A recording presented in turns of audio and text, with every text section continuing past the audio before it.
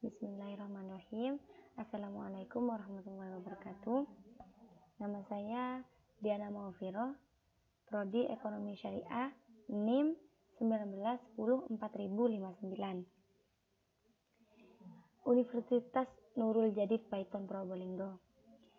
Baik, di sini saya membuat video ini untuk memenuhi tugas mata kuliah Ekonomi Internasional. Dan di sini saya akan menjelaskan tentang kerugian ekonomi nasional akibat pandemi COVID-19. Di sini saya akan menjelaskan metode penelitiannya.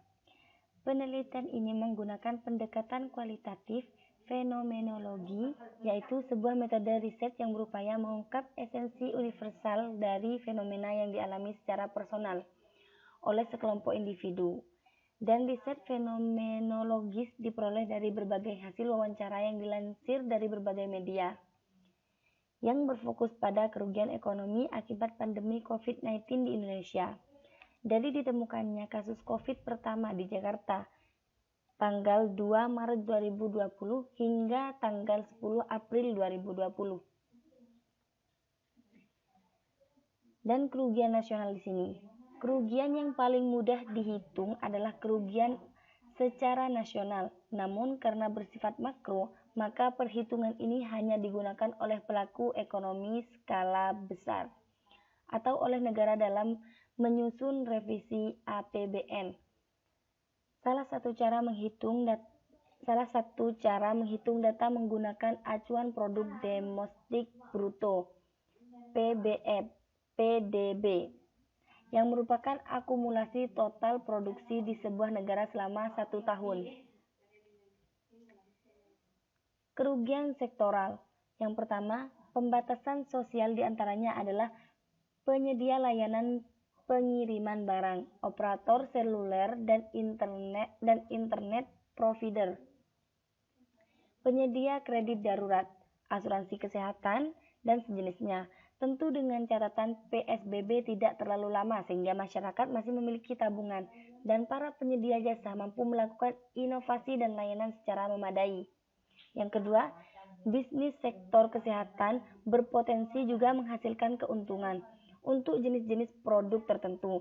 Misalnya, oleh karena semua warga diwajibkan menggunakan masker bila keluar rumah, maka produsen dan penjual masker memungkinkan meraih keuntungan lebih daripada pembuatan masker sebelum di COVID-19 ini.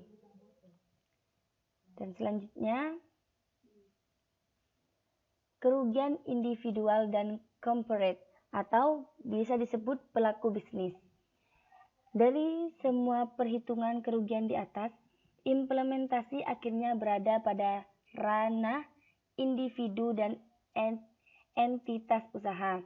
Negara mengalami kerugian karena pendapatan anjlok, khususnya dari pajak, sedangkan belanja melonjak karena harus mengatasi kondisi darurat, menyediakan jaringan pengaman sosial, mengatasi penderita sakit, mengerahkan aparat dan tenaga kesehatan ekstra, membayar bunga untuk hutang baru, dan lain-lain. Potensi kerugian lainnya.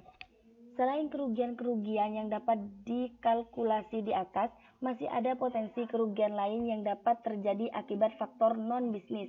Misalnya, apabila kesulitan ekonomi telah mengakibatkan peningkatan tindak kesejahteraan dan perusahaan fasilitas usaha. Sebagaimana diketahui, lebih dari 30.000 narapidana telah dibebaskan akibat kekhawatiran terhadap penyebaran COVID-19 di dalam lembaga permasyarakatan LP yang penuh sesak. Para napi ini mengalami kekagetan ekonomi juga, dan sebagian di antaranya telah terbukti melakukan tindak kompensasi penghasilan dari permintaan pengiriman barang yang meningkat dan hal-hal sejenisnya yang dapat saja terjadi. Dan selanjutnya, menyiasati kerugian. Cara menyiasati kerugian di sini ialah di dunia bisnis selalu ada untung dan ada rugi.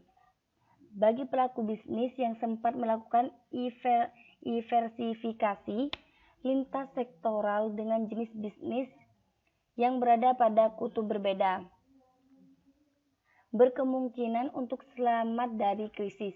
Misalnya, mereka rugi dari usahanya pada penyewaan alat pesta karena semua kegiatan keramaian dilarang akibat COVID-19 ini.